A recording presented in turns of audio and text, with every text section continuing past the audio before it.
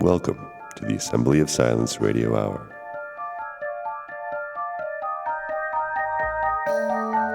And here we are. A couple things off the top, kind of housekeeping items. Those of you who listen to every second of these shows are probably familiar with the end sequence where our resonant and resident announcer asks you to hit a like button, contribute, send us an email. No one's ever done any of those things. So I'm going to ask you personally, up front, let us know what you think. Get in touch with us, and if you like what we're doing, please consider supporting the Assembly of Silence Radio Hour. There is a link in the description. Patreon.com/TaijiReality, TaijiReality. I don't expect to make much money doing this. It's not really my motivation for doing it, but it will make it a lot easier to justify continuing to do it if there's a little bit of support for it. So I am considering doing something that I've seen a number of other podcasts do, which is to take a portion of each episode and sequester it behind a paywall. I don't really want to do that, but it seems like it would be a smart thing to do. So that's something that may or may not happen, but it seems like, yes, it probably will happen. So in this episode, I am pleased to have Cahlen return for what I think is a really interesting discussion. I'm a little bit embarrassed to admit that I talked too much in this one. It wasn't really a fair distribution of airtime. So I apologize to Cahlen for that, although I think that it's pretty obvious that this was a joint exercise and it could not have happened without him. And it portends for really interesting conversations down the line to develop and hone in and explore the territory that we have been mapping out. So I hope you enjoy it, and it's long, so you may have to break it up into bites. Perhaps I should have done that. Perhaps I should have taken a portion of this one and stuck it behind a paywall, but I'm not going to do that just yet. Anyway, I'm making things much worse. Having already spoken too much in the episode, I'm now just blathering on here at the beginning. So let's jump to the chase and hear whatever it is that we talked about. Enjoy. So when you hit recording in Zoom, it won't allow you to? Well, I can't record because I think you're already recording. And plus, I'm on a mobile device, and you can only record to the server from a mobile device. I mean, from a desktop. From a desktop, right. Yeah, I noticed that the first time I tried using this. That's interesting. I mean, that kind of suggests that it relies on the local machine to facilitate the recording. Yeah, but you could pay a monthly fee. I think it's $10 a month, and then you could record it to their servers.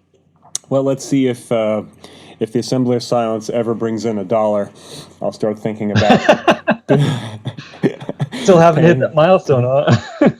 No one's donated anything? Well, I've got a few friends who have. I've offered them a deal. I've said, if you give me $1 a month, like $12 a year subscription, I'll never bother you with any of the things I ever do again. And I got a number of people who signed up immediately. Wow. So I don't know how I feel about that. Basically announcing, oh yeah, good deal. Yeah, I don't really want to hear about what you're doing. Well, it's interesting. I mean, the people who I grew up with are not interested in any of this stuff. You know, whatever it is that the Assembly of Silence focuses on. Let's say it's something approximating an intersection between spirituality, philosophy, and alternative views, perhaps you might say. So none of those things are of any interest to pretty much 99% of the people who I grew up with and spent most of my young adulthood with and what have you. There have been just a handful of people who over the course of my life I've met who are in any way interested in having a discussion about these things. So I'm hoping that that handful represents a distribution across the globe that's more significant than what than what I am immediately familiar with, and that's one of the reasons why I reached out to you and think of the Assembly of Silence as being kind of a platform for people who really don't fit neatly into any of the categories within philosophy or spirituality as it's commonly thought, because philosophy and spirituality definitely have a lot of overlap, but typically you don't run into people who really combine the two very much. It seems that there's a tendency within the philosophical world to really de-emphasize spiritual aspects of being, and you could say similarly that within the so-called spiritual community, there's a tendency to de-emphasize critical thinking. De-emphasize, I think, is a nice way to put it. I think I would say vilify in some cases. Well, yeah, I think that's one way that you maintain group integrity, or I don't know if integrity is the right word. Let's say group protocol or identity is by vilifying some other. And unfortunately, that does seem to be kind of a fact when it comes to the way that living things organize themselves. It's not just the attraction principle, there's also the aversion principle that kind of helps to circumscribe an organization and keep it self-replicating, perhaps, something along those lines. In order to have self, you have to have other. Otherwise you don't know what self is. And it's sort of a tragic fact of existence. It is. Totally is. But on the other hand, speaking of the other way. Right. The other is getting thrown into the words here a lot, which is kind of interesting to parse that out. Any other way, and on the other hand, without the other, which tends to have that aversion quality assigned to it, although there is the attraction element as well. And there's a lot of interesting stuff that comes out about that. But without that, there would be no fundamental dialectic in the universe, as far as I can tell. Like, basically, the universe relies upon the sense of otherness in order for there to be something. That kind of cascades down through all the various hierarchies of being into the most mundane level, where organizations of human beings are inexorably drawn towards demonization of some other group just so that they can keep their shit together. Yeah. I bet it's possible to have other without the demonization, but we definitely do seem to rely on that extra little aspect of it. I mean, I think it's possible to go, okay, the other is important, in order to define myself and to define the group that I like to exist within. But demonization seems to be kind of the standard aspect to how most humans operate. Well, you could say that the intensity of the aversion indicates the degree to which the group is relying upon the enemy to maintain its identity. So in some respects, the worse the attitude is towards the other, the more dependent they are upon that other in order to keep it together. It's kind of an indication of the severity of the conditions under which everyone's living. Because I think it's probably true that when things are more even-keeled, it's because there's less pressures in general on everyone, and so there's less of a need to push that aversion button so as to keep everything together. And we see that, actually, I think, within recent history here in the United States. We had this kind of post-war boom that created a great deal of affluence, and what kind of blossomed from that was this idea of, we're the Pepsi generation, and it's, one world, and we are the world, and the kind of globalism, neoliberal veneer that got placed on everything, that this idea that somehow or another, if we just, made the right products and everyone was a really good consumer, then we'd all get along in the whole world. And it was just this sort of fantastic, in comparison with the darkness of what World War II suggested, it was a beautiful vision, and one which really came crashing down when everyone realized that basically neoliberalism was a fraud and a kind of a cover for neoconservatism. And so now we're back. And I wish everyone realized that. It doesn't seem to me like many people actually realize that. Well, I think that the people who realized it were the people elsewhere around the world who were getting screwed by, the empire's imperialist designs, which is what's always happening. And but that was the rhetoric kind of placed on all of it.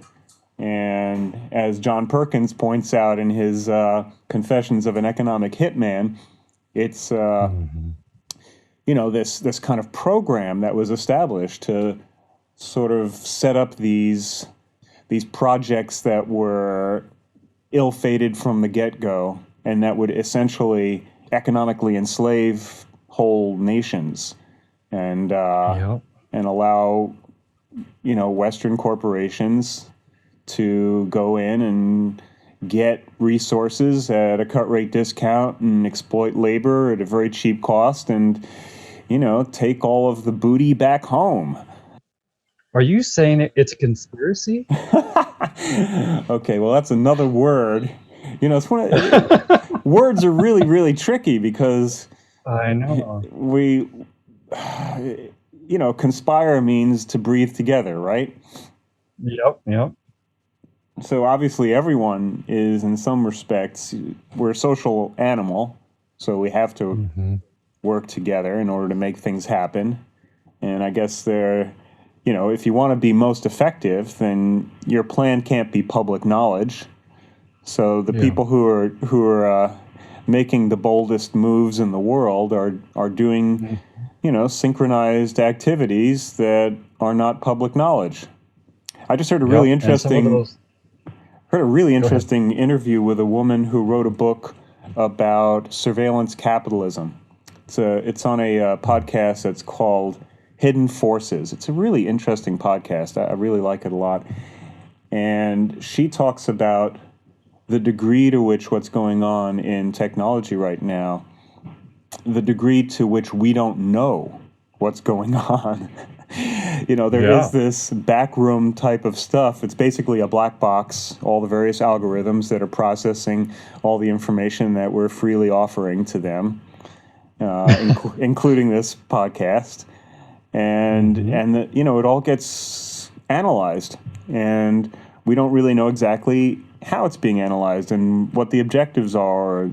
I mean, we have some sense of what some of the objectives are, but we're basically ignorant as to what's being, I'm going to use the word conspired about in the various, meetings occurring within the R&D departments at these gigantic technology companies. Whatever system has to listen and analyze and kind of compile all this information has to be so complex, like beyond, no matter what the intentions of its creators are. I just feel like whatever is going to come out of that is going to be completely unpredictable. I don't know if it'll be intelligent, I don't know. That's another whole.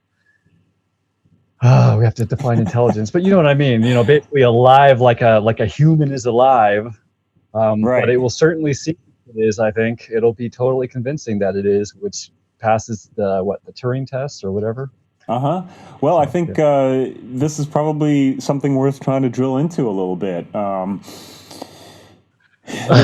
There's no doubt that the first part of what you say is absolutely true, that to some extent the development is defining what ends up happening. And I think that's actually one of the weak points in her argument. I'm going to look up her name while we're discussing this. But, she basically says there was kind of a golden age of the vision of what the internet could be. And she identifies that as being somewhere in the 90s, where we saw it as kind of a self-empowerment tool, and that it would help democracy to be more effective and give everyone greater autonomy in their lives. And what's happened is really quite the opposite. And she thinks that, we can understand this situation and do something to remedy it. And I'm not so sure. I have a feeling that technology is, well, the way I think of it is in terms of Chinese five-element theory.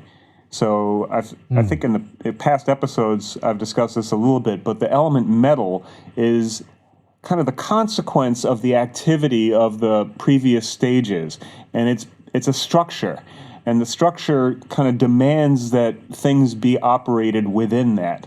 And so that's kind of what you see happening within technology. Something gets invented, no one really understands exactly what the fuck it is at the time that it's invented, and then you start to realize, oh, I could use it for this and that, and it sets up a base upon which other things are then built. And everything has kind of a consequence that means, oh, there's a new understanding of what the consequences are of these systems that we've put into place, and now we're operating within those consequent systems.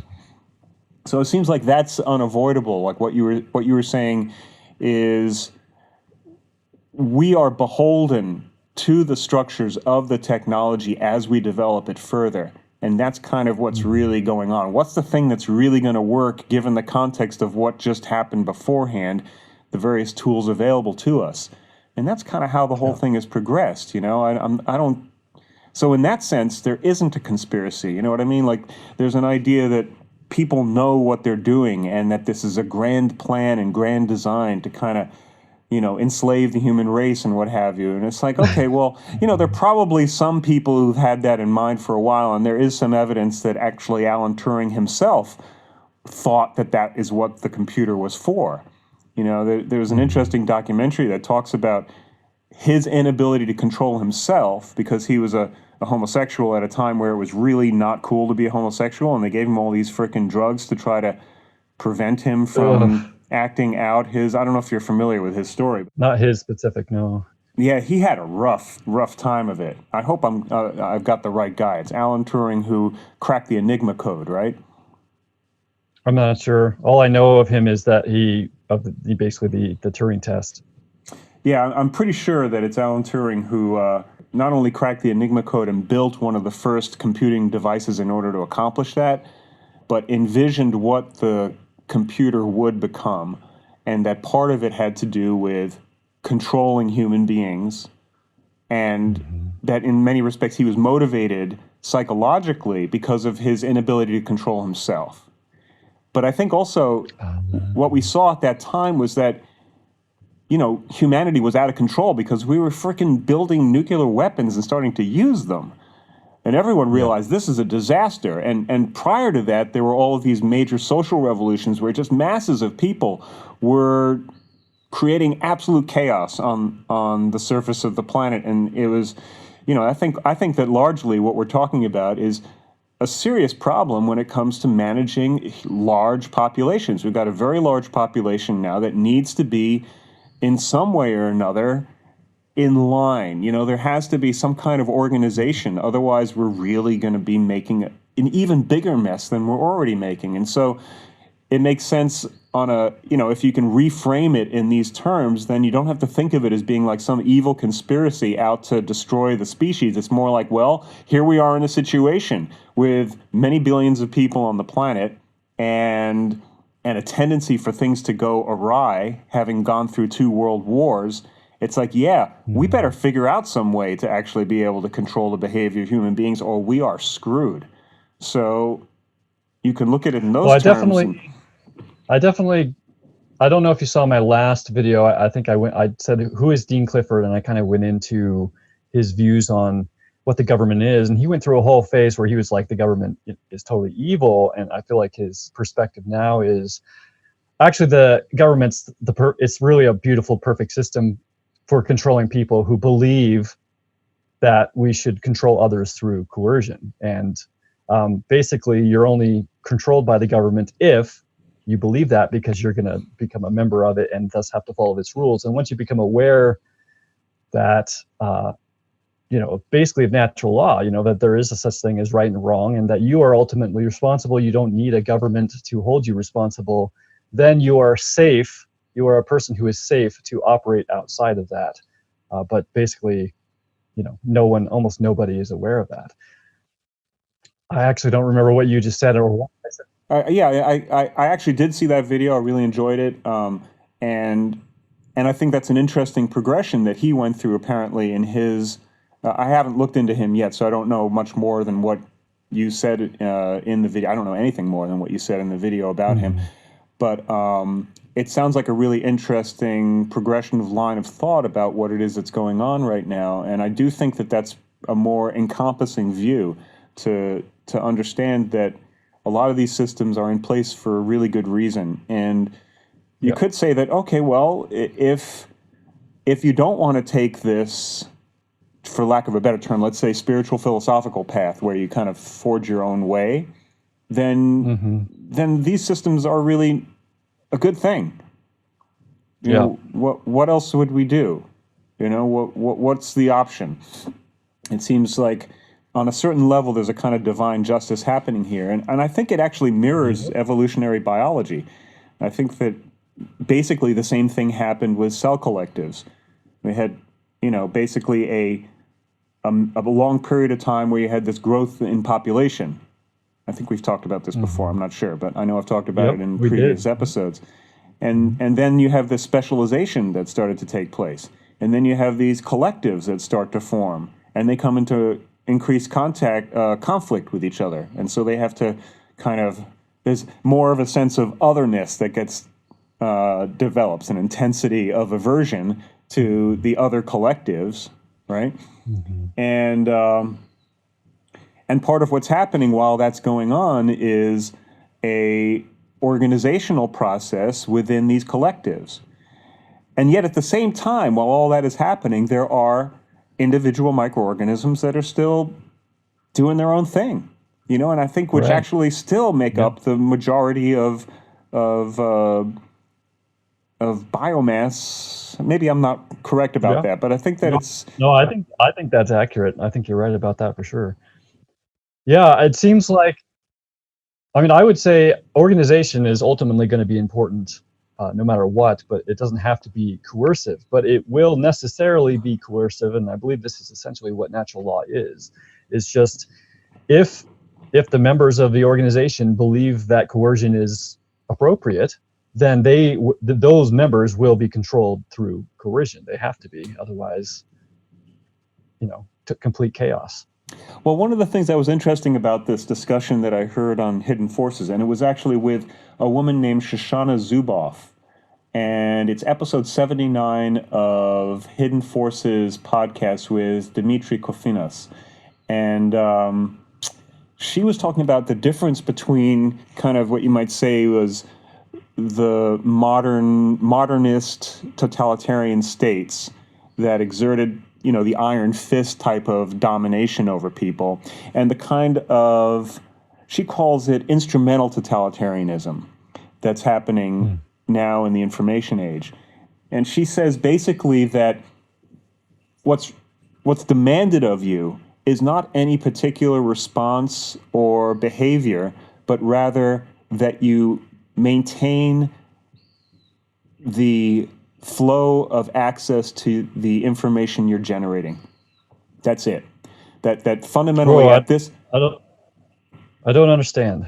Would you mind explaining it a different way?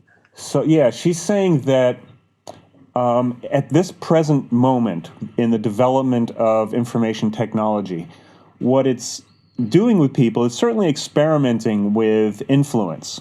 But the real demand being placed is not that people all behave a particular way, right? So the kind of coercion aspect is not emphasized, at least at this point. The primary emphasis and what it really demands from all of us is that we freely share our information, that we maintain inputs into the system.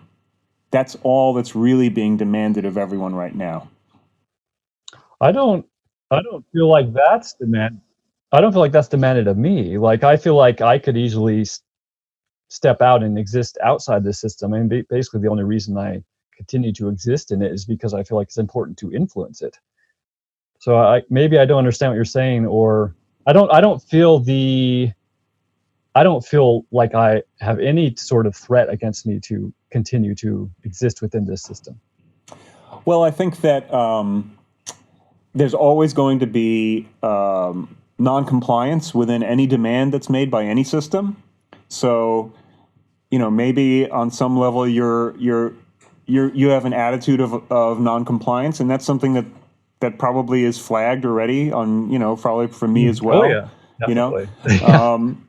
But it'd be interesting to see what the consequences are. I mean, the point that she makes is that if you want to participate in society now, we're increasingly being forced to conduct all of our interactions on these in the technological medium.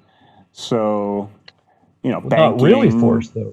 Only because we're ignorant of how to live without it. We don't have to be ignorant of how to live without it. But what we do is we become increasingly isolated if we refuse to use this. So it'd be difficult to, you and I would have no relationship were it not for this, right? And That's staying true. in touch with people in general becomes incredibly difficult without the use of this technology. And in a way, that's the whole thing right there. Unless you happen to be living in the place where you are with the people who you want to stay in touch with, which very few of us are, then we're forced to essentially use these information highways in order to maintain contact, and just even simply to arrange to meet for lunch somewhere or something like that.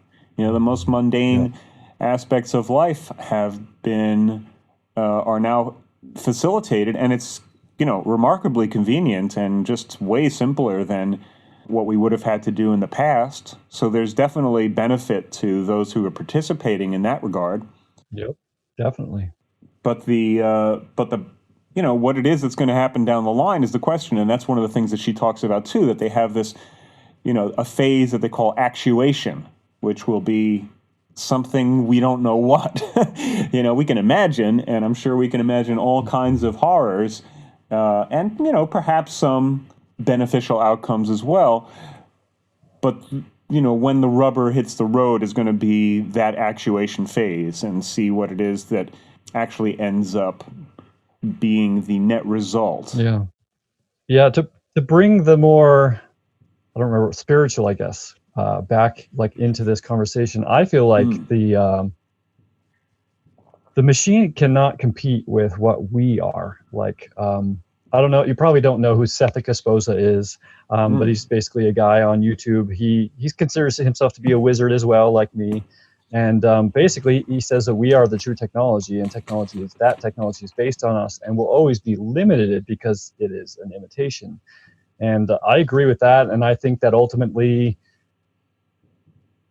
it's going to become obvious that it cannot compete, but we will go through a phase where 95% of humanity basically gives up their soul to it. I mean, I would say, to me, that's what they're going to do. They're going to upload themselves to it, and they're going to basically give it what it wants, the system, and basically allow their body, which is the thing which is actually connected to what I would call the creator, they're just going to let it die. And that's the thing of true value. And all that will be left is the people who saw beyond that. And in a way, that's not such a bad outcome, but it's still kind of sad. I hear that. Yeah, absolutely. That's a fascinating way of putting it. I completely agree. And let's poke at that for a little bit. But tell me the name of the person you just referred to and spell it, maybe, because I couldn't make it out. Sethicus is his first name, so it's SETH. I think it's IKUS. Okay. And then his last name is Boza, Boza, and he has a YouTube channel called and his YouTube channel is called Black Earth Productions. Interesting. That's quite a name. Yeah, and I believe it's his real name. Wow. Yeah. So that actually, what you just said, captures the second part of something that we were referring to before, the question of whether or not the gathering process in this communication network eventually congeals into some kind of an intelligence. And at the same time, the consequences of the participants who hand themselves over to that ever more consolidating network existence. Mm-hmm. You had said that you have your doubts as to whether or not it would ever be a real living intelligence. And so I would point back to evolutionary biology and say, okay, at first we had these collectives of cells that were loosely arranged, and which, as environmental pressures became more difficult, they would have to sacrifice each of their individual autonomy more and more in order to operate as a group. And as a consequence of that, there was a greater need for there to be a networking between them to facilitate and coordinate their activities. And so it seems to me that that's basically the same process that's being played out here, and that we, the intelligence within our bodies, are essentially the result of that. And I agree with that, but I would say that we maintain that connection to source or creator because that connection is present in all of the parts which make us up. But I would say if people upload themselves to a machine and allow their bodies to be destroyed, that machine does not have a connection. Now, if it maintains, matrix style, the bodies, and thus, is drawing energy from that infinite, what I would call an infinite source of energy, an infinite source of creative energy, which it can channel through the biology, then yeah, I would say it would be an intelligent machine. I mean, I wouldn't even call it a machine at that point. It is a new species, basically. Well, I guess the question, it seems to me that if we're talking about the source of divine energy, then whether or not any given individual node recognizes it, that is the source for its being. It is the source for its being, but it doesn't mean that it is endowed with the creative energy, right? So a computer is completely deterministic. It cannot vary from whatever, and it just uses the energy supplied. But I don't think that that's what we are. I think that we do have a tap, like we are able to tap into an infinite source of energy, and this is where novelty comes from. And a deterministic machine does not have access to it. It can only imitate that. Well, we could say that we could say that cells have a far more deterministic mode of behavior than we do, who are made up of cells. So even that I don't know if I'd say that either. I mean, I think it's deterministic in that it's predictable, but humans are totally predictable too. So then the question is, well, what is the real differentiation? Well, humans aren't perfectly predictable. That would be the differentiation. I would say there is always the opportunity for choice to deviate from the pattern. Well, yes, that's true. And I guess to some extent you could say that that's true of cells as well. And that's why you have things like cancer.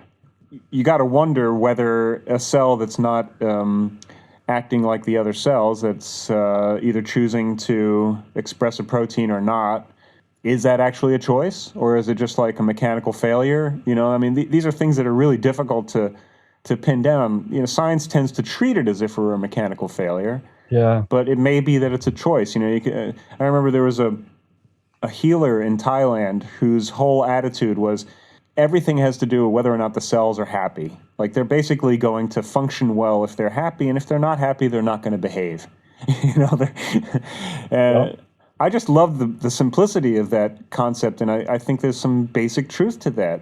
Yeah, I think that's the most important. That's the first thing that anyone should focus on when they're trying to improve their life. It's just, I would say most specifically the mitochondria, but I mean, those are just one example of cells within the body. But I think those are the most important. But yeah, if you improve their situation, you're going to have so much more energy. You're going to feel so great. You're going to improve your situation, and then you're going to improve the situation of, your fellow, if you consider yourself to be kind of a cell, then your fellow cells around you. That's fascinating to me on a number of levels, because Lynn Margulis says that the mitochondria are actually the descendants of the ancient anaerobic bacteria that started this whole process, that the original life forms were essentially a single type of anaerobic bacteria that populated the planet to the extent that they created too much oxygen. That was their effluence. And that's what sort of drove the next evolutionary phase, where they were forced to burrow into each other in order to create eukaryotic cells. And that the mitochondria within our cells is the kind of ancient remnant of the one who had burrowed into its neighbor. And it developed a way of processing what was essentially a toxic environment by cooperating with this new enclosure, with a new barrier, with a new kind of way of delineating the other, you could say. Yep. Which is exactly what we're doing. Well, what I think like almost all of us are going to do. I don't know if I'm going to go along with it unless there's an organization doing that who I feel is doing it morally, or at least in a way that I feel comfortable with. But yeah, I mean, we're basically going to be the new mitochondria. And who knows what were the mitochondria before the mitochondria? They probably have their own little strange energy source deep inside of them. And maybe that chain goes back forever. Right. So then, in this framework, it's hard to point out something that's really unnatural here. And, like a malevolent consciousness, which is what we might tend to want to assign to the machine consciousness, if it does ultimately end up having an experiencer within the networks that are controlling all of these human nodes. Well, I would just say it's coercion. That's the line for me. If it operates through coercion. In order for the body to function, the cells have to do their frickin' job. It's a coercive relationship in order to be part of this corpus, right? That's true. But they've developed so far down the path that they couldn't exist outside the body. So we're not to that point yet, right? So this system will develop, and I could be a part of it or not.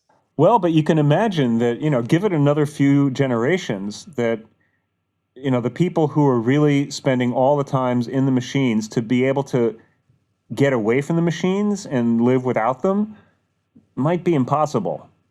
It's already kind of a stretch for a lot of people. Yeah, you could be right. Well, I only see it as being a problem if people actually, there's so many people who go along with the machine that they basically decide to wipe out the rest of the people who decide to remain as they are and to live within nature. And they basically say, well, there's so few of them and they're kind of getting in our way. We kind of want this land for this purpose and they don't want us to fuck up the land. So why don't we just find some way to convince ourselves it's okay to kill them all? And I see that as that's the only thing I'm personally worried about. Yeah. I know. So sad. Well, that certainly has been the trend. I mean, if you see the overall attitude, I mean, even prior to the development of the machine, the imperialism has basically been a indigenous destroyer. That's just what's been going on for a couple hundred years, But maybe we can stop this virus. Maybe this virus will still play itself out, but we can keep it from destroying the entire planet or, this cell. My tendency is to think that that's in God's hands. My sense is that we have a lousy record when it comes to realizing our intentions. And so if it's by force of our own particular will, my sense is that it's kind of doomed from the get-go.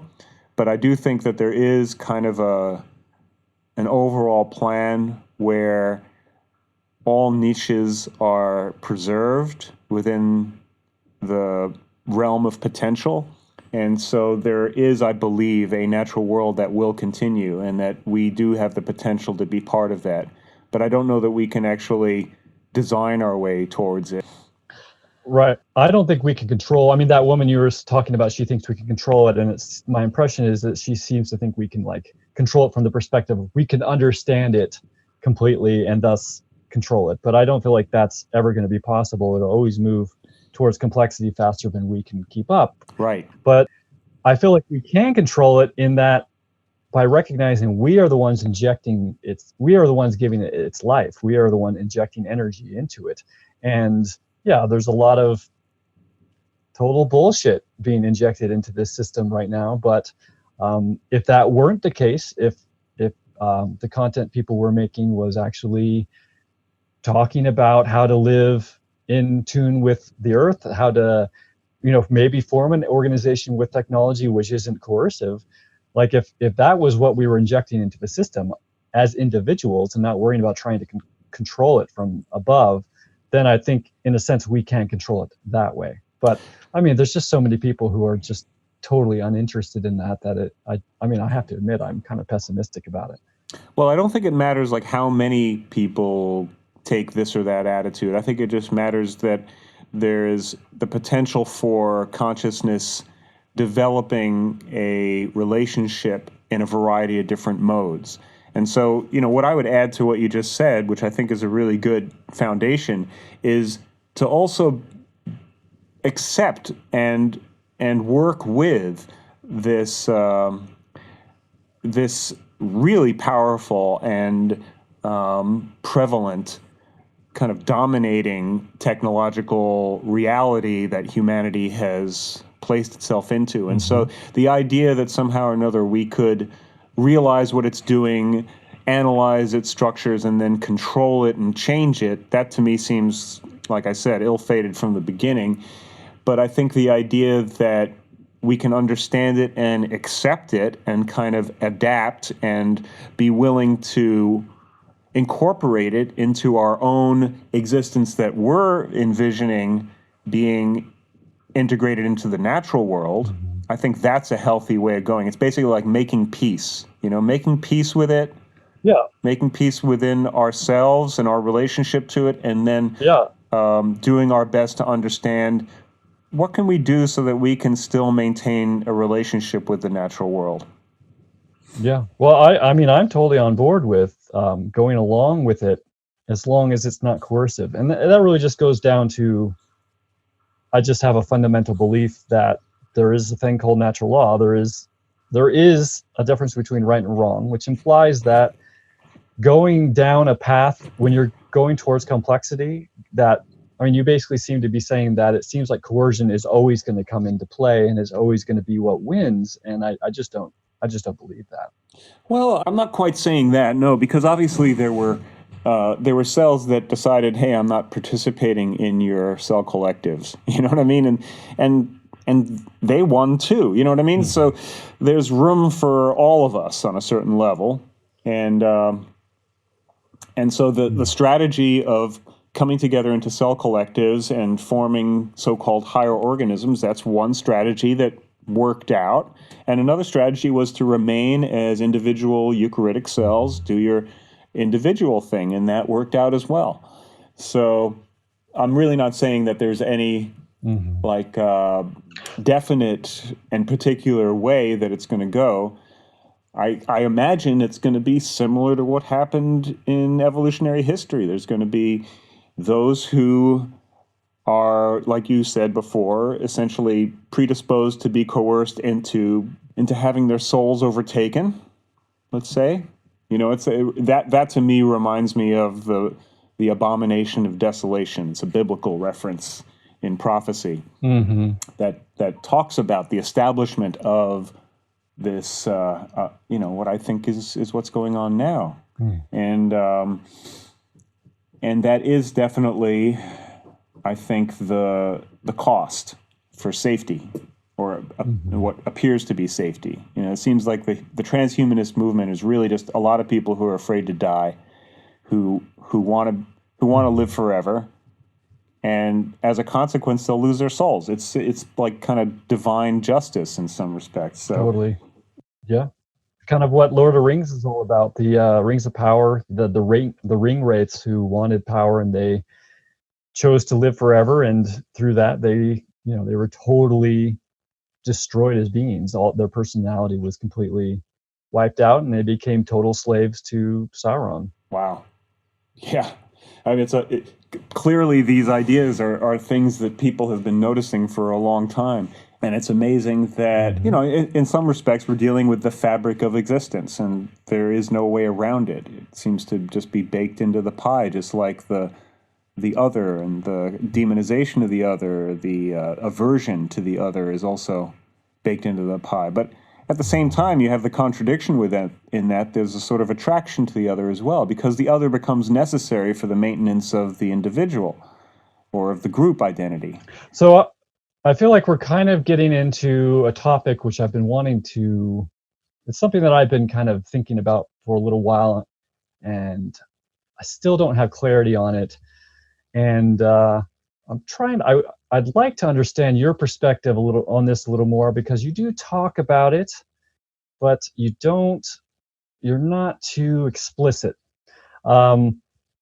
And I'll just start by, I'm going to try and dive into Christianity a little bit here. But first, I just want to kind of understand, you basically talked about it's in God's hands, or whatever is God's will be.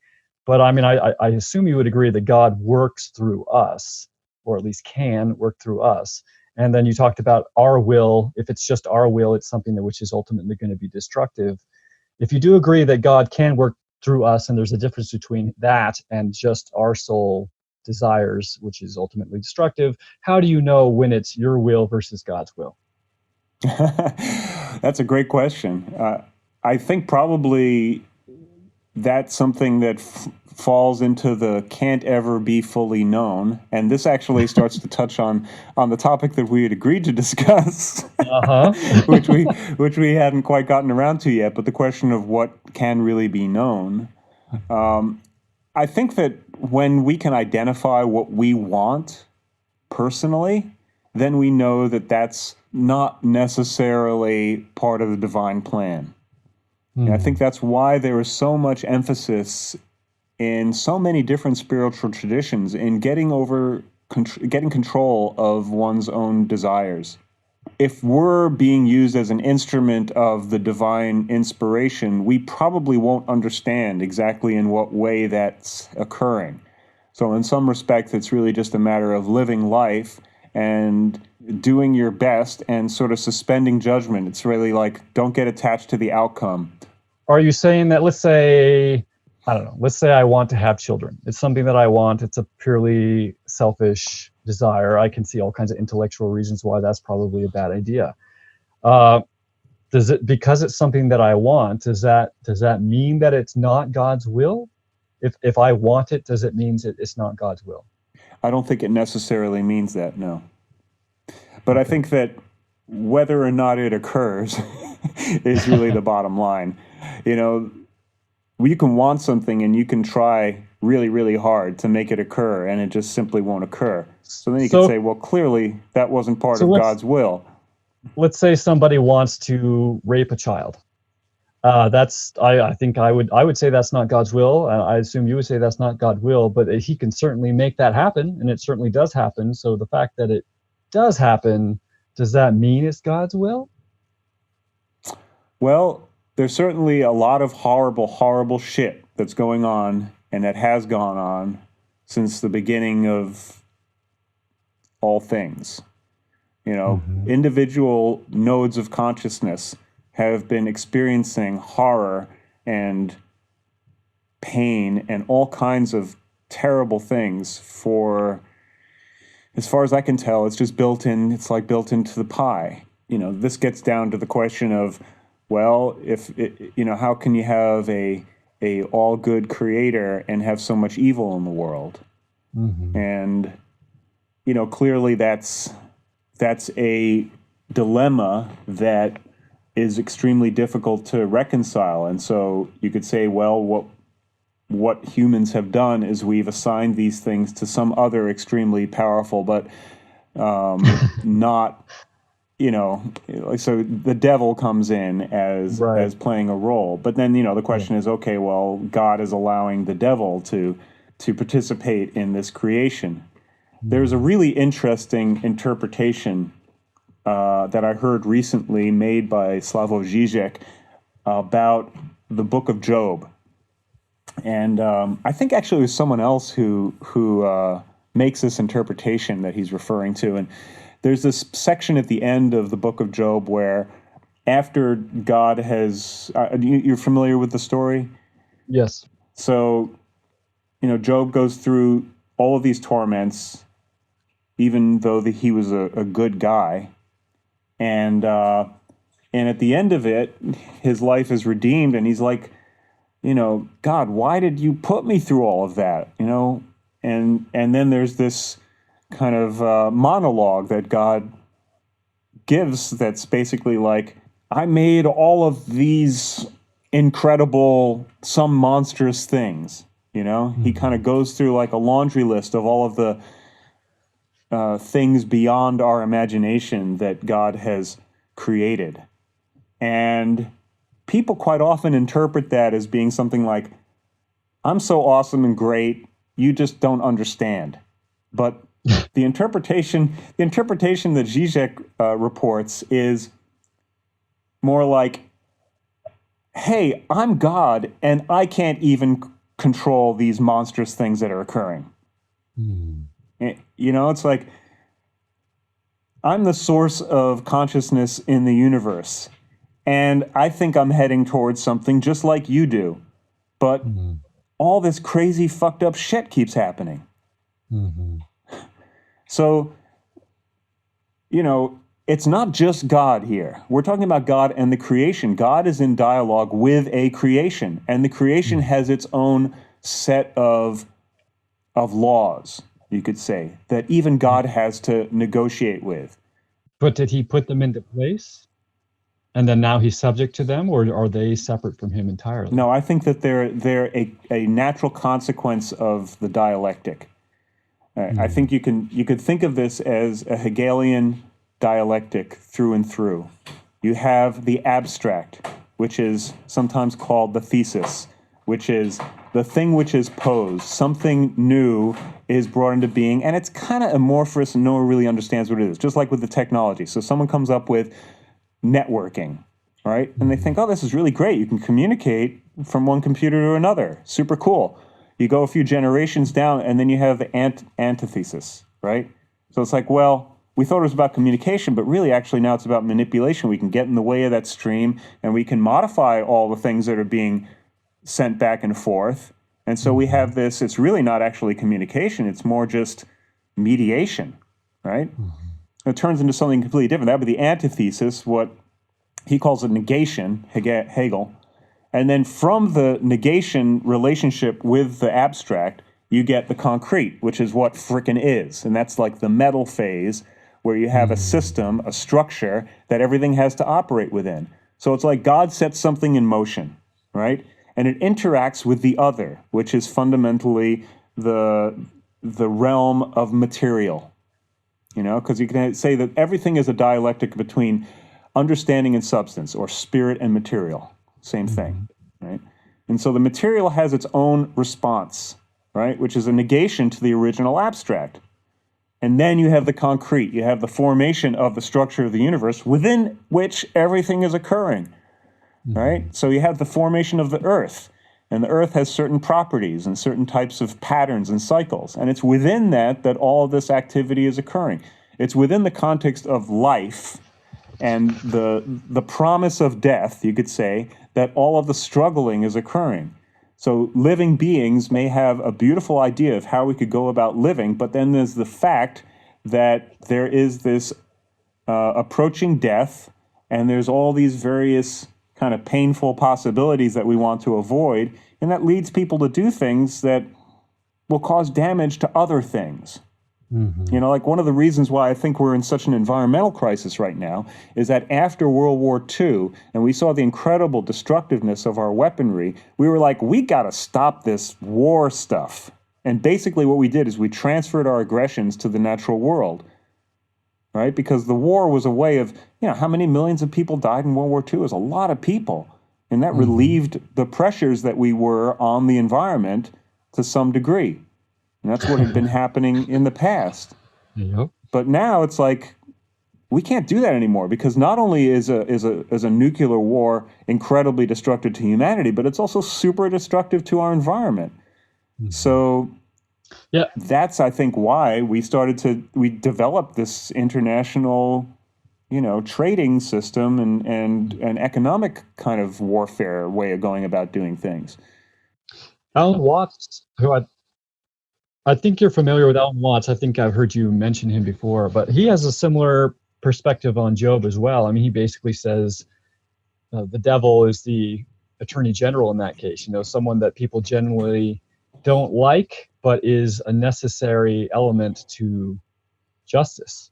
And I think what you're saying, just misery being a fundamental aspect of existence or a necessary aspect seems, I mean, if everything is stories, which I tend to think is true, I mean, at least that's how we think about things. We think about things in terms of stories.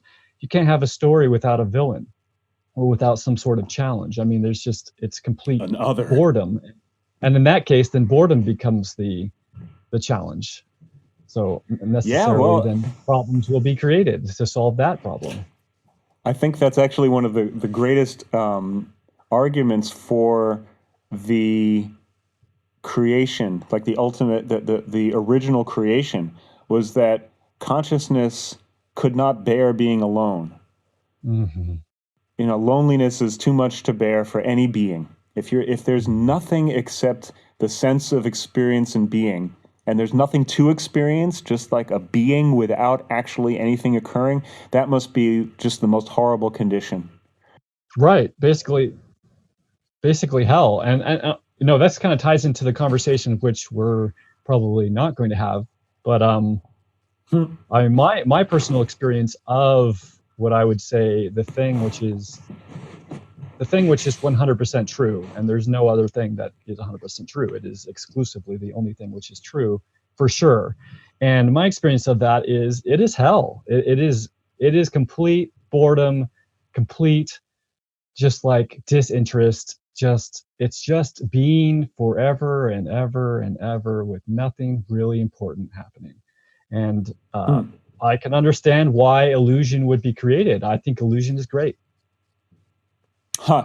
That's interesting. Can you clarify the first part of what you were saying there? You were saying like the one thing that is absolutely true. You're saying that from your point of view. That I would say the one thing that we can know for sure, or that I'll just say what I can know for sure. I wouldn't even say that. I don't even know that I know anything, or that there's I to know something. But for sure, this is happening. Phenomena is, I think, what you call it. And if you, in that place, there is no you. There may be a you, which is part of the phenomena, but that's not even a necessary aspect of it. There can be phenomena without a sense of self. And I see it a little differently, but we're definitely in the same territory. I break it down as, phenomena is occurring is the only thing that we know. But I do think that baked into that pie is that there is an observer, an experiencer. So I would say if that's true, then the experiencer is the experienced. And so from my point of view, there's no point in saying there's an experiencer. Well, that's why I say phenomena is occurring, because it kind of removes the experiencer from the phrase. I think that's basically what Descartes' cogito ergo sum. He says, I think, therefore I am. But I don't think you need the I think in there. I agree. You can basically just say, it's just like thinking, therefore being. But, thinking does mean that there is an experience happening. So there must be an experiencer in order for an experience to occur. I don't agree with that. Alan Watts also he says the only reason that we think that is because of the way our language is constructed, specifically English and the other languages that are similar to it, which is that all verbs must have a noun, which is not necessarily true. It's just an aspect of I don't think that's true. This is great, because this really gets to the core of it. Now, I know one of your other topics is something, what is Buddhist enlightenment? And the thrust of Buddhism, if I understand correctly, you tell me if I have this correct, is that when you inhabit presence without any reflection, then the self recedes and there's no distinction, and therefore there can be no reference made to a self. The self basically disappears, right? Mm-hmm. But what that does is it's sort of like going back through the machine language to the processor that's just simply a 1 or a 0, you know? And the 1 and the 0 are fundamentally the same thing, because if you have a single being or a non-being, either way, there's no way of differentiating. And without a differentiation, you can't make any determination about the existence of anything. It's just phenomena is occurring. Right? Mm-hmm. But these are just modes of existence depending upon the scale that you're residing within, right? Because if you're going to say that that's actually the truth, then you're denying the phenomena that's occurring, because this phenomena is occurring. There are distinctions that are happening all around us. We're living in this world. Well, all I'm saying is that that's the only thing that we can know for sure, which is that this is happening. Now, I believe that people are real. I think people are fundamental to existence more so than electrons are, but that's a belief system. I just that seems to be the case as far as I can tell, but I do not know that for sure. So I just want to make sure you're not. Well, I think that not confusing that I'm saying that I believe that that's right. All no, there I is. think that's a very good point. And so the question is, like, what can be known? But I think that it really is, okay, so the question is whether we can say phenomena is occurring without there being an experiencer. So if it can be known, right? So knowing means that there is knowledge. Now, where does knowledge reside? Well, knowledge resides within a being. You know, otherwise it's just information without any understanding. I still think it's the noun-verb thing. I think fundamentally it is knower and known are not separate. They are identical. I think that the experience of being is proof in and of itself that there is an experiencer. I really don't think you need to go any further beyond that. You know, the fact that you're having the experience you're having right now means that you. But I feel like it's just because you're using the language, the fact that you are having an experience. But I feel like it's just there is an experience. Where does this idea of a experiencer come from? Why is that idea necessary? No, it's not an idea. It's an experience. You're experiencing it right now. It doesn't matter whether there's a word or not. The fact that the phenomena that is occurring within your experience means that there's an experiencer. Or what do you mean by me then? You're the one who's experiencing what's happening to you. The phenomena that's happening from your point within space-time is the experiencer.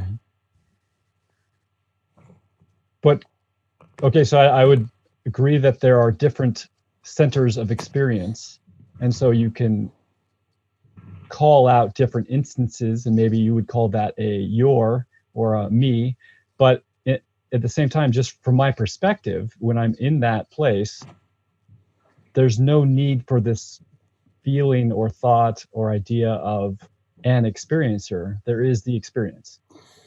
Well, yes, because you've gone back to the root directory, right? And you've eliminated all the distinctions for the sake of reunifying your soul with the divine, and that's a beautiful place to be. But well, not necessarily. I mean, well, yeah, that's true too. That's true too. But that is true too. But the point being that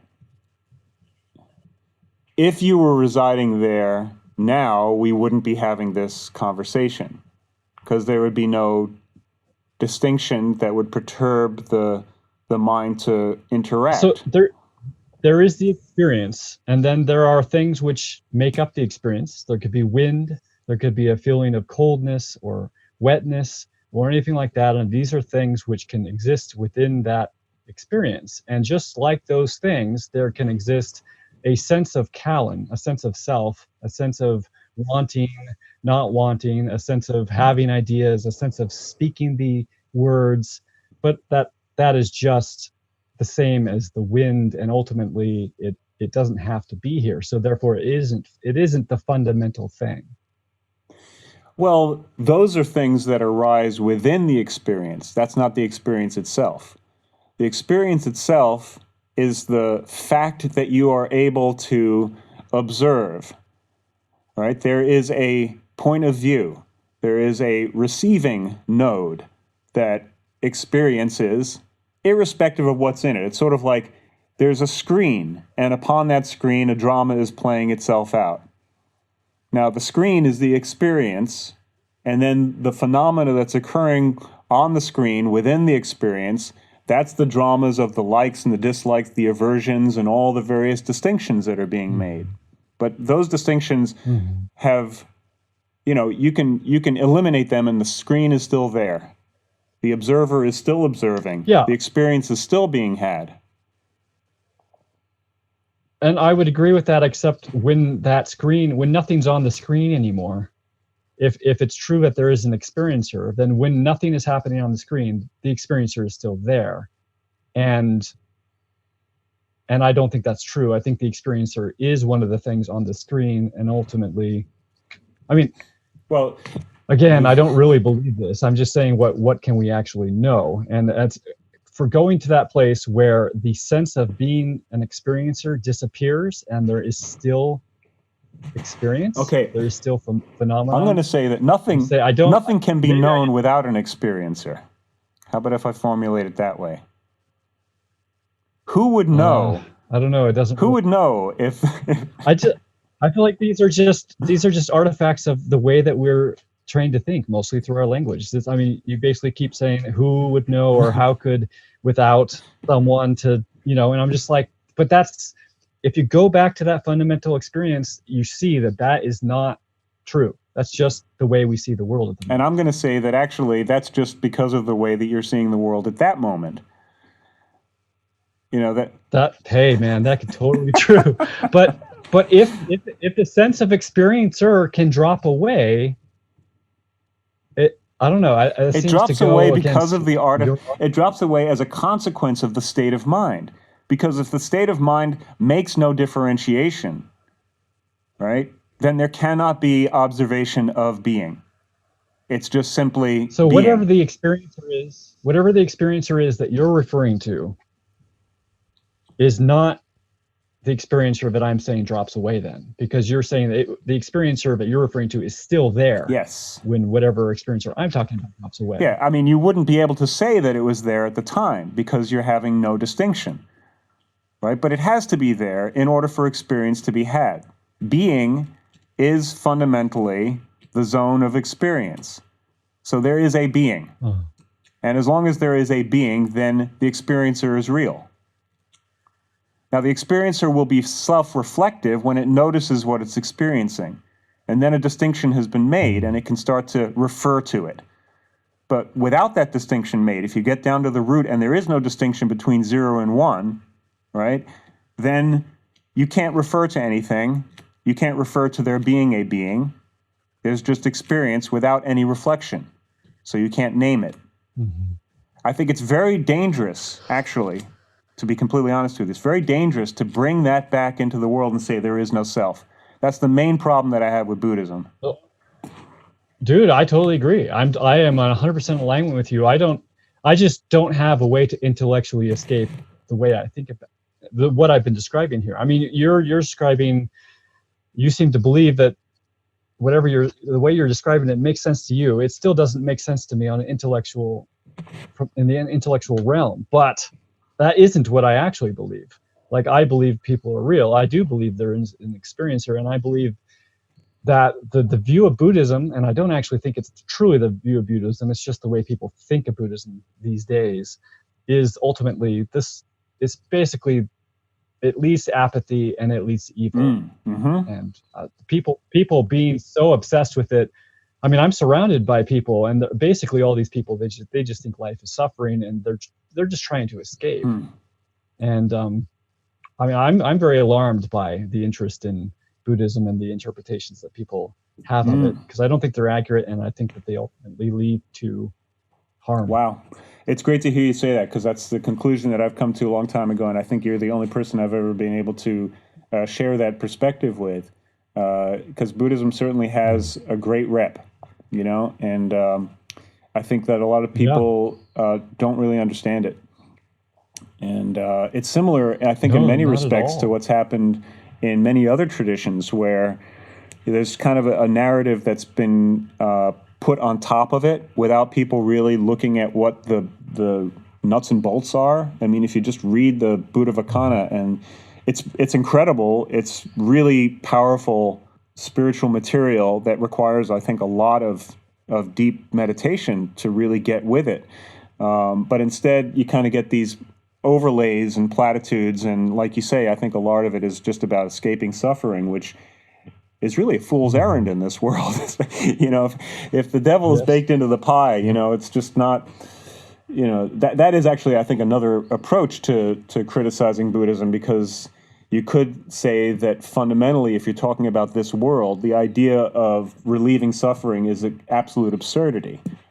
Yeah, and to bring Alan Watts back into it, I mean, he said that this whole idea of life is suffering, which is one of the precepts or something like that, was just a start of a conversation. It's not the conclusion of Buddhism, because or like the belief that you need to get rid of desire, and that's what people think Buddhism is. You need to get rid of desire. Oh, you're desiring. There's a problem here, but really, that's just to get you to realize that how the fuck would you escape desire? Right. I mean, you're desiring to desire. Well, I think some people have noted that it's not a bad model to think of desire as being the motive force in the universe. You can say that all entities, including so-called inert matter, have their proclivities. They, quote unquote, want to do a certain thing. And it's in the pursuit of that behavior that all phenomena ends up occurring. Yep. So you can say that fundamentally desire is it's the ruling principle by which the material world goes through its contortions, its suffering. And that's why fire is at the apex of the postnatal arrangement. So do you think desire is primarily seeking pleasant things or escaping unpleasant things? I think it's both. I think that aversion and attraction are inextricably entwined. And that quite often they turn into each other. That's kind of a yin-yang thing. Anything at an extreme turns into the opposite. Anyone who's struggled with addiction knows that the thing which was pleasant becomes extraordinarily unpleasant if you go into excess, right? Yeah. Yeah, coming from the place where, I mean, I feel like my experience of enlightenment, what I would call, I mean, basically the experience I described earlier, I think that's essentially what Buddhism is trying to point people towards, though I don't actually think ultimately it wants them to focus there. I think that is, I mean, for me, it was horrible. There's nothing like bad about it. It's just the most painful boredom that you could ever imagine. And so sometimes I just think everything, all desire, even like seeking out really nice things, is just trying to run away from that horrible boredom. Well, that gets back to the... And I agree. I think that's only one way to look at it, but I sometimes get stuck in that way of looking at it. I guess at some point or another, I'm going to have to do one of those, I don't know, week-long retreats or something like that, where you really just sit and... But I mean, a long time ago, I decided, there's something about seated meditation that seems so artificial and so punitive and so not like conducive to the actual state of mind that's being discussed, and especially in Zen. Yeah, Zen is totally, it's horrible. I don't even do it. Like, I'm living at a Zen monastery right now, and I do not sit with it. Wow. Because I think it's just so horrible. I like the idea of letting the mind settle, but I don't think you need to sit in a painful position to do that. It's interesting. One of the other things that Slavoj Žižek likes to talk about is one of the main proponents of Zen Buddhism, who, what is his name? I believe his name is Suzuki, if I remember correctly. No. It's, I'll have to look that up. I don't remember right now, but he was apparently a real supporter of the militaristic mode within Japan in the war.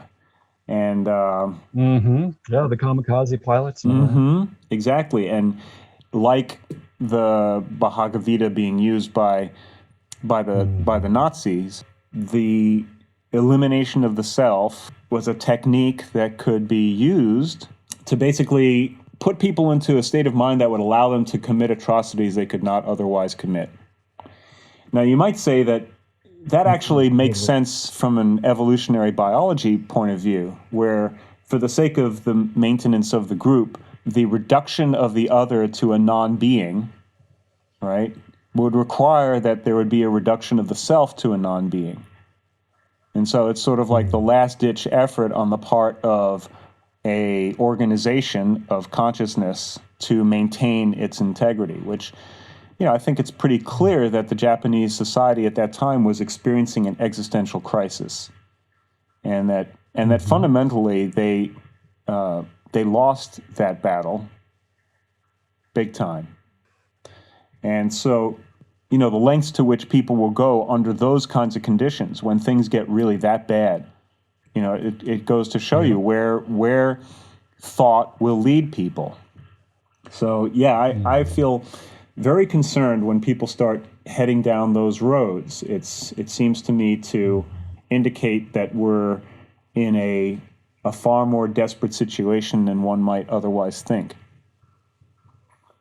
So I quickly want to go back to, you basically said that you felt like you should, do like a week-long retreat or something like that. I mean, I would totally advise against it. I think that if you want to know what Buddhism is ultimately trying to point you towards, looking at least briefly, if you actually want to know, you'll be able to see it.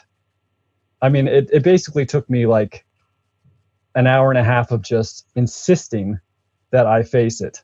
And I faced it. I didn't need to sit and meditate for years and years and years. And I'm surrounded by people who have been meditating for decades, and they don't know shit. They wouldn't know what I was talking about. So I don't think meditation practice, I don't think is especially helpful. It comes down to whether you want to know or not.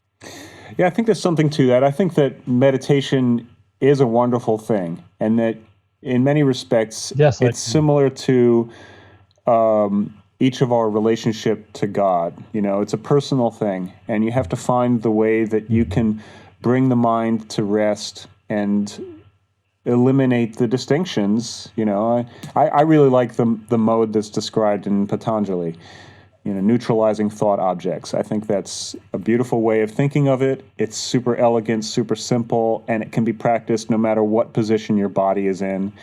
I think, maybe seated upright is good, but you can do it when you're lying down too. You can do it when you're walking around. There's no reason why you have to, hold a particular, what do they call the mudras in the hand position or something like that, Oh, yeah. Yeah.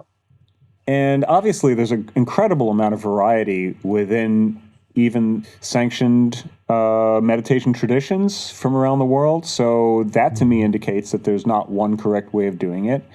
And we each have to find the way that makes sense to us. And I think it's a really good thing to work at. It's basically about controlling the mind.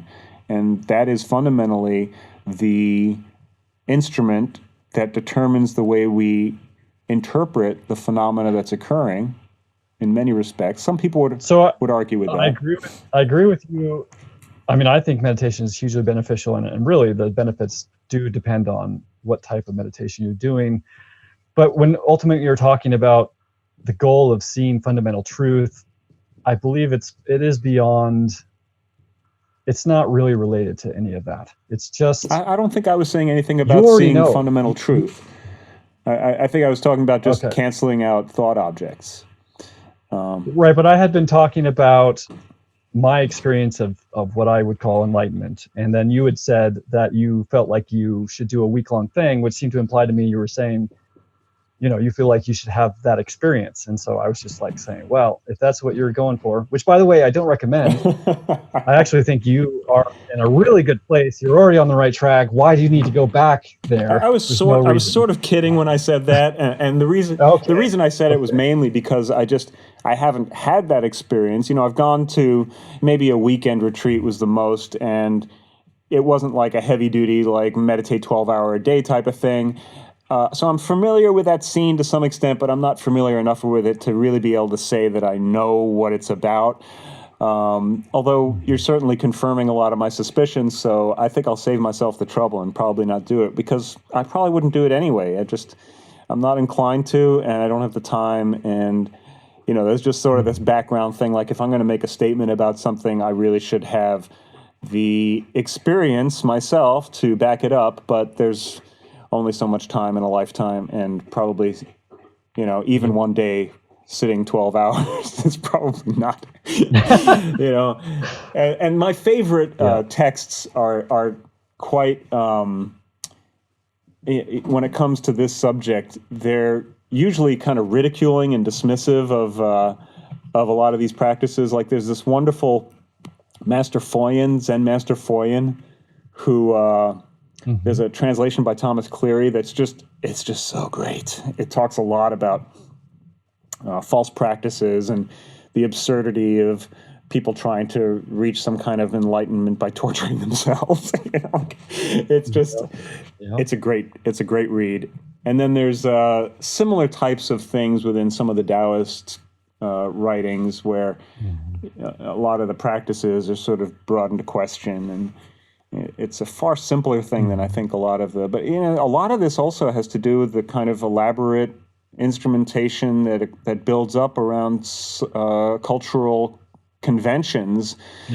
Almost every spiritual inspiration gets immediately seized upon, co-opted, and then all of this unnecessary, irrelevant ornamentation springs up around it. And it's just, that seems to be another fundamental law of nature. So in some respects, we could say that the dialectic that's occurring between spirit and substance, or between understanding and substance, spirit and material, is that the spiritual inspiration is somewhat abhorrent to the conditions of the material.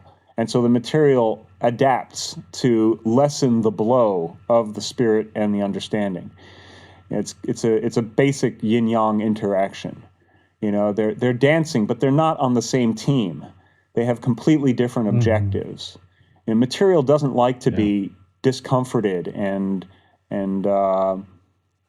have its defects pointed out to it, right? So there's no greater sanitizer than the truth, they say, something like that. So shedding light on things quite often means everything has to change, and material constructions, the metal of the previous generations, it doesn't want to change. It's not going to change easily. It's going to be extremely unpleasant for things to really change. And there's your resistance. It's just, that's the basic dialectic going on. So it's another one of those sort of, unfortunately, this is how it's baked unfortunately into the pie. But it seems like we wouldn't have anything without it being that way. So fortunately, perhaps. Yeah, so there's the acceptance side of it, which is, I think, probably the only realistic strategy. Well, yeah, I mean, if you look at it, and this probably isn't true for all people, but I would say experience or life is more pleasant than it is unpleasant. And I don't know. I mean, I'm probably pretty biased. I've had a pretty nice life compared to most people throughout history, but even imagining, the moment-to-moment experience of most people, even in really bad situations, I feel like most of the time it's not bad. It's at least mildly good. So that could be wrong, but I really wonder. Then actually the universe balances out in favor of good, and the bad is there to ensure that we can feel that contrast and actually feel the good, because without the bad we wouldn't know the good. No doubt. That's absolutely true. And I don't know about the degree to which most people are experiencing good most of the time. I mean, it's an interesting idea, and I sure hope it's true. Well, if we carry it beyond humans, I think it's easier to imagine that. I mean, I think an ant's life is mostly good. A plant's life is mostly good. There's a few instances where it's not, it lives in a plant. It has horrible soil and very little water, and the sun beats down on it. But for the most part, most plant life is fairly decent. Well, it will only really grow, assume. unless we're like trying to force it to grow somewhere. It'll only really grow where it can, so the outliers are Right. going to have a more difficult time of it. Right. If it is horrible, then it ends itself. Yeah. And that's kind of a merciful aspect of the universe. Right. That's true. Very true. Mm-hmm. Huh. Well, somehow or another, we've already spoken for 88 minutes. And I feel like... and I feel like we could... I feel like we didn't even start the I know, conversation. we didn't even start Wasn't this still the intro? But I am somewhat aware that, people who listen to these things have a limited amount of time, and I don't want to go on too long. I feel like we've covered some wonderful ground here, and I think there's obviously many more conversations to be had, and I look forward to them. But I think that perhaps for the time being, we should call this a wrap and pick it up again sometime soon. What do you think? All right. Well, all we have... But are we going to have a moment? Yeah, we should have a little Assembly of Silence moment, which, admittedly... Is it okay? Is not... Is it okay that... I mean, I felt like the whole thing behind the Assembly of Silence moment was that it was not planned. But I feel like a lot of the times it kind of has to be planned. Well, certainly we didn't plan this. We just happened to stumble across it, and we referred to it, which is maybe the mistake. But I don't think there's anything wrong with having referred to it briefly before we actually enter it. Cool.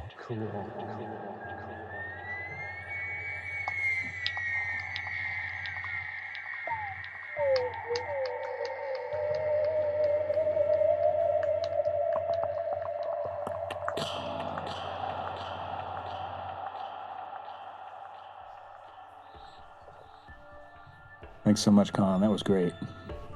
That was a lot of fun. That was fun. Thank you. Yeah, looking forward to the next time. Me too. All right, stay in touch. All right, take it easy. Okay. Yep. Bye-bye. Bye-bye.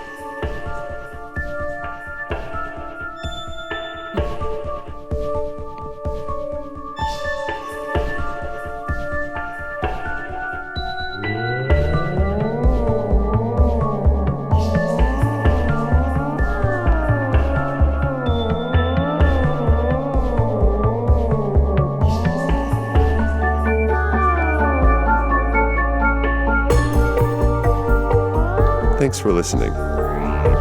We look forward to serving you again soon. In the meantime, remember, turn that thing over a few times before you pick it up and take it home.